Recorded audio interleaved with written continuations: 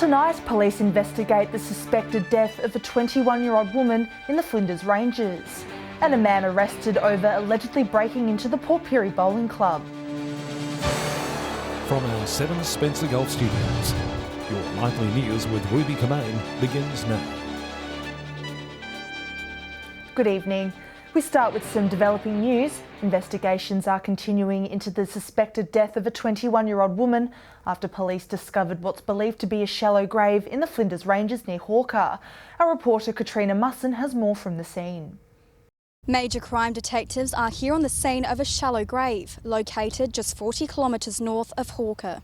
A team from Adelaide and the Far North Local Service area today searching this spot near Moralana Creek following an investigation into the suspected death of a 21-year-old woman. Sadly, the body of a female was located at the site. We've unearthed the body of a female victim who we believe is most likely the missing person, and her family have been advised. Detectives say the missing woman was last seen at around 10 p.m. on Friday. Detectives from Southern Districts and Major Crime Investigation Branch spoke to a previous boyfriend of the victim. He accompanied police to the Flinders Ranges to Moralana Creek, where we are now, and indicated a possible burial site. She was working a shift at Southern Cross Homes on Marion Road, North Plympton. This is a horrible crime. We're very fortunate that we've been able to find the victim's body, so at least her body can be returned to her family to be dealt with in a respectful manner. The death is being treated as suspicious. Meanwhile, a 20-year-old Karalta Park man is in police custody tonight, arrested for allegedly failing to report a death to the coroner. He is expected to face the Port Augusta Magistrates Court tomorrow. Investigations into the death are ongoing. Anyone with information is being urged to contact Crime Stoppers. 2 more lives have been lost in a horrific crash in the state's far north. Just after midday on Saturday, a truck and ute collided on the Stewart Highway. Both vehicles then caught on fire.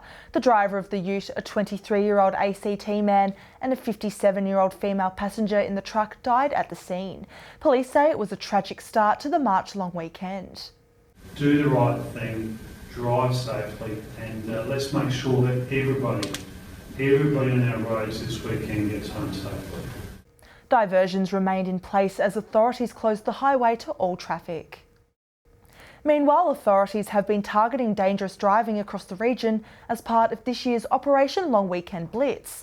Police detecting 6 drink drivers across Whyalla, saying the results are disappointing. Our reporter Sophia Contagonis has the story. Before the long weekend road safety blitz even begun, Air Western local police detected multiple drink drivers on our regional roads. Our local police in Whyalla picked up 6 drink drivers over just a couple of days last week. Police say the number of traffic offences in such a short period of time is disappointing. If you know that you've been drinking, then you really should be finding another way to be getting home. The first of the 6 drink drivers nabbed by police at around 8 o'clock on Wednesday evening. A 46-year-old man was stopped on Darling Terrace, recording a blood alcohol reading of 0.172, more than 3 times the legal limit.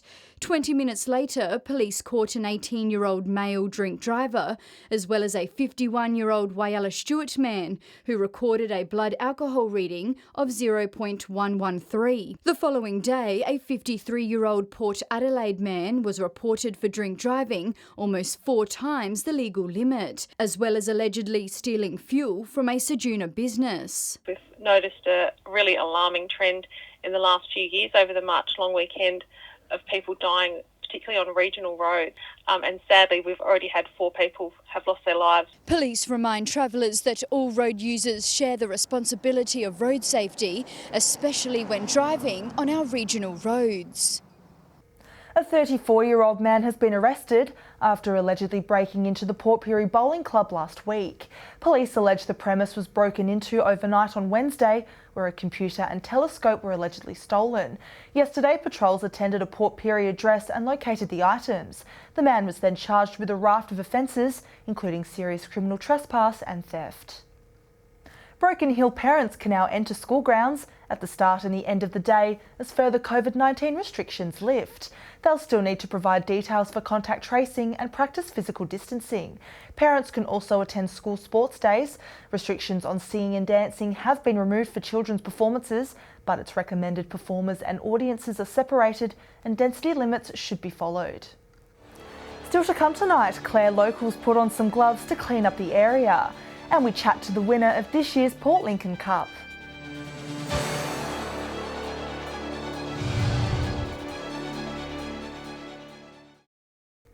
Welcome back. Broken Hill's women have celebrated their achievements with a breakfast marking International Women's Day. A week of activities and workshops will now follow as a voice for equality continues to grow louder. Coming together, singing with a united voice. I am invincible. I am woman. Broken Hill's women sharing breakfast and stories for International Women's Day. Today is celebrating the life of women, and we do it in Broken Hill every year, and we have an exceptional good turnout. More than 100 women of all ages and backgrounds under one roof, hoping to make a positive change. Once you're all in a room like this and supporting each other, I think gives you a real sense of community. Gender equality is as topical as ever, with recent allegations of rape in federal parliament and women disproportionately affected by COVID-19 job losses currently in the media. Women still earn on average 13% less than men. We sure have got a long way to go, but we're working on it and hope one day we get it all fixed and become all equal. After all, that's what it's all about. Lifeline ambassador and local artist Amanda Johnson sharing her story today, showing there's always hope and people here to listen. I've been able to come out of my depression, and 20 years later I'm running a successful business and living a lovely life. The breakfast kicks off a week of activities and workshops, with head coach holding sessions for women until Saturday. Free yoga sessions are being held every morning and evening at Sturt Park this week for a chance to wind down and have a chat and meet more inspiring local women. Lachlan Itter, 7 Spencer Gulf News. Thousands of South Australia's youths got their hands dirty yesterday to mark Clean Up Australia Day. Clare Valley Scouts were among groups doing their bit, with leaders emphasising the importance of a clean community. Cleaning the Clare Valley a busy weekend for these young cubs. Lots of rubbish, cans and some bottles. So we don't block the water and it's helping the animals. Marking this year's Clean Up Australia Day, South Australians rolled up their sleeves and got their hands dirty. Clean Up Australia Day. So what happens is it's one of the requirements that we do through the Clare Scouts, and the children have chosen this year to do the Lions Park. Clare's Lions Park receiving the tick of approval, with Scout leaders saying the community is cleaner than previous years. Generally, this year was a lot cleaner than what it has been in the last few years. Cleaned in the creek and above the creek. Scout activities like this aren't uncommon, with the group helping mentor young minds to develop independence and resilience. Focusing on children-led, adult-supported. So we are there, but the children are taking the lead. So we're there just to help, identify anything that needs to be done, or just be there to support the children too. There's hopes the young Scouts will further educate their peers. You should clean up the environment and then tell your friends to not litter.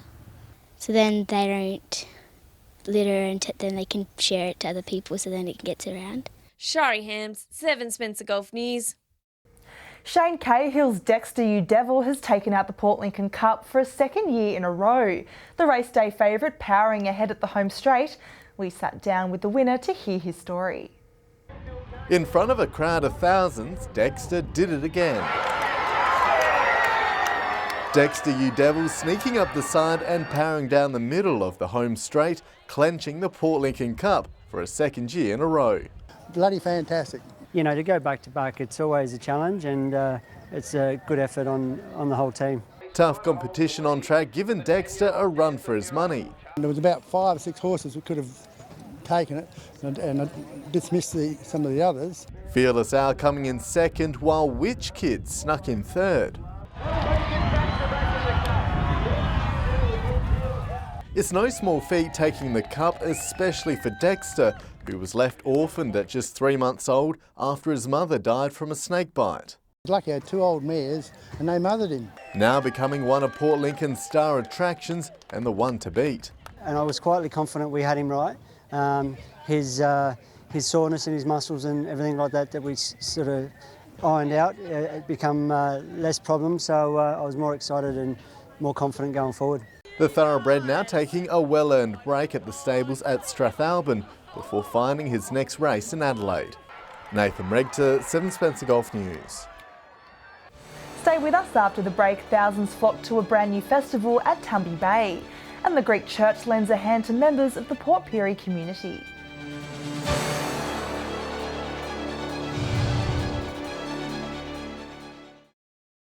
Hello again. Cafes and restaurants across the region have been swarmed with new faces, with a long weekend bringing in an influx of tourists. Travellers stopping in Whyalla for a bite and a short stay, supporting local businesses across the Steel City. Starting off the final day of the long weekend with a hot coffee and some sunshine, Whyalla's popular cafe, Something Tasty, the place to be this morning. The tables filled with tourists and locals enjoying a breakfast meal and sharing company. I have noticed probably this upcoming week leading up to the long weekend, there's been a lot of different faces that we haven't seen. The influx of new faces, good news for many local businesses. A lot of travellers, a lot of Adelaide, which is good to see. It's great that people are back up and running and out on the road again. This cafe's popular breakfast meal bringing in a crowd. Probably our best seller for our breakfast would be our eggs benny. We do a really mean eggs benny. Delicious, it's good, it's really good. We come here a few times, so it's the regular, I guess. And it was the same tune over at the Sundowner Hotel, with the lunchtime rush keeping restaurant staff busy. The restaurant has been absolutely packed like Sunday and Saturday night and Friday night. The Sundowner's event manager says its accommodation is also picking up, with rooms completely booked out over the past 2 weekends. Travellers also taking advantage of their meal services while holidaying in the Steel City. So do a Thursday night steak night, absolutely.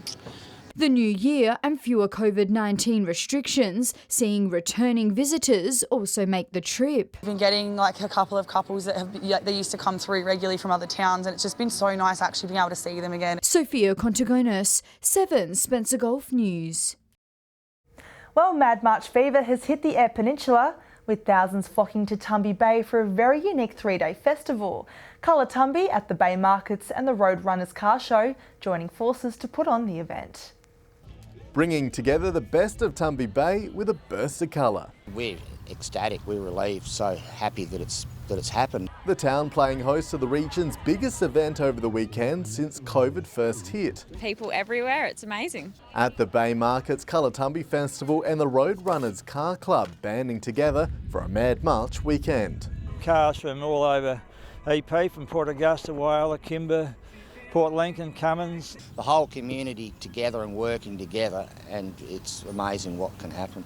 More than 3,000 guests rolling into Tumby Bay on Sunday. Just the first clencher local businesses needed. I think we're looking like we'll sell out today. So amazing for, not just this local community, but all the other communities. I'm sure we'll be getting benefits from tourists coming over. Artists relishing the chance to get out, transforming the town's walls into giant canvases, some referencing the town's history. The state government wanted to halve the length of the jetty to cut down on maintenance fees. My mural is in reference to that, so it's got 4 people that are linking arms in kind of that defiant stance. The texture on the wall lends itself to get a bit of texture on the bird. A steady stream of visitors inspecting the artwork lining the streets. Some of this stuff's going to be iconic in the street art world. Oh, it's unreal. Nathan Regter, 7 Spencer Golf News.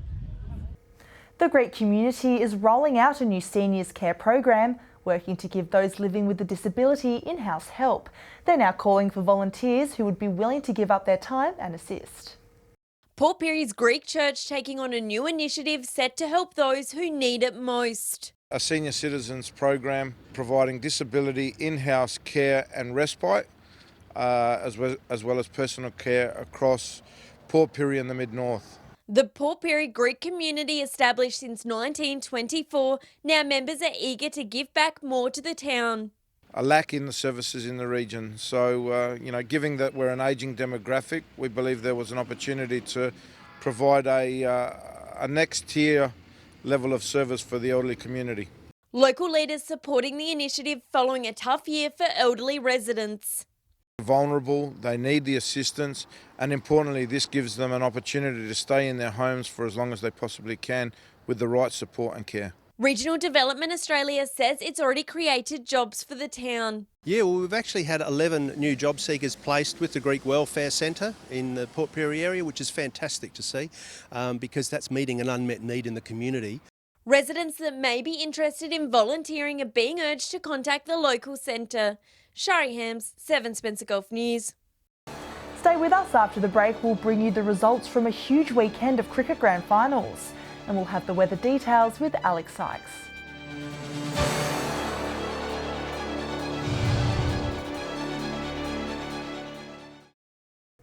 Welcome back. It's been a huge weekend in local cricket finals, with a number of teams making their way into the history books. In Broken Hill, a winning streak continued as another team collected their first premiership trophy. With one final ball, a tumultuous season comes to an end. North claiming their 4th straight win in Broken Hill's A-grade competition in front of a boisterous crowd. North's openers set up their side for victory, notching up 75 runs by the fall of the 3rd wicket. Cody Howard boosting their chances, making 69. Wickets fell quicker later in the innings, but the Dogs made it to the end of their 40 overs with 173 on the board. Central's start wasn't so smooth, but Tristan Smith and Scott Metier brought some middle-order stability. But North's bowling was too strong. Real credit to our bowlers, they bowled fantastic today and they really set the game up for us. The first 10 overs, I think we took 5 for 20 and I think we sort of controlled the game from there. The margin larger than many expected, Central falling short by 73. Central failing at the final hurdle in the women's competition too, despite some hard hitting. West having no problem chasing their total of 77, losing just 2 batters in the process. The victory giving Westies back-to-back wins. And history was made in the B-grade competition, the Warriors claiming their first win after 10 grand final appearances, defeating West by 41 runs at Norm Smith Oval. Prelim finals in Whyalla saw North dominate over Rupina. They'll play Central Whyalla in the grand final this weekend. In Port Pirie, Wandera defeated Props by 24 runs to play Southport in their final on Saturday. Port Augusta's teams faced off in semi-finals. Quorn edged slightly ahead of Central Stirling, while South Augusta had a comfortable win over West Augusta. Finally, to Port Lincoln, where Tasman just missed out on catching Southern Air's total of 179. Todd River proved little competition for waybacks, and Charlton made light work of Lincoln South. In Broken Hill, all eyes will now be on North to see whether their dominance can continue into the footy season. Lachlan Itter, 7 Spencer Golf News. Time now to take a look at what's happening in the weather. Here's Alex. Thanks, Ruby. Happy long weekend, everyone. And didn't we have some fine weather for it? Mainly fine conditions across our region today. That is expected to continue throughout the week with warmer conditions in the second half, but I'll have more on that a little later. From 3 p.m, Port Augusta reached a high of 28 degrees. It was a cloudy top of 22 in Port Lincoln, and Port Pirie had a fine top of 30 degrees. Looking further out across the Gulf now, Broken Hill partly cloudy, Cooper Pedy mostly sunny, both a top of 30 degrees. Kadina and Cleve both 22, a possible shower in Cleve. Woodner to reach 27 degrees, Whyalla also 25. Adelaide mostly sunny and 25. Taking a look at the satellite image now, cloud crossing the far north with a trough is generating thunderstorms. Cloud moving over central and eastern parts of SA due to the same trough is bringing light showers in the odd storm. Skies are clearer in the far west near a high pressure system. Moving on to tomorrow's weather outlook now, and we'll start with the Gulf waters. South to southeasterly winds 15 to 20 knots, reaching 20 to 25 knots north of Cowell from the late afternoon. Seas 1 to 1.5 metres, increasing to 2 metres by early evening. South to southwesterly swell below 1 metre. And a short time ago, there were no weather warnings in place for the Gulf. Partly cloudy across the region tomorrow with mild to warm temperatures. Port Lincoln and Cleve are both set to reach a high of 23 degrees. Woodner set to top 28. Whyalla 27 degrees. Port Augusta 30 and Kadina set to reach a high of 27. Port Pirie to top 32, Clare 27 and a top of 30 at Broken Hill. Taking a look further through the week now, similar conditions on Wednesday, a sunny top of 33 degrees at Cooper Pedy, cloudy and 29 across Port Augusta, Port Pirie and Kadina, 27 in both Adelaide and Whyalla, 31 in Woodner. Conditions clearing across most of the region on Thursday. Sunny in most parts except for in Port Lincoln, where it's set to be partly cloudy and 25 there. A max of 32 in Port Augusta and Port Pirie, Kadina and Whyalla both to reach 29, Adelaide 28. And heating up slightly further on Friday, sunny in most parts. Cooper Pedy with the region's top of 38, Port Augusta is set to reach 36, cloudy in Woodner also 36 degrees, also cloudy in Kadina, Port Lincoln and Adelaide. So not a bad week of weather in store for us, and that's all from me for tonight. I'll have an update later on. It's back to you, Ruby. Wonderful, thanks for that, Alex. And that's the local news this Monday evening. Thanks for joining us. I'll have updates later. Until then, enjoy your evening. Good night.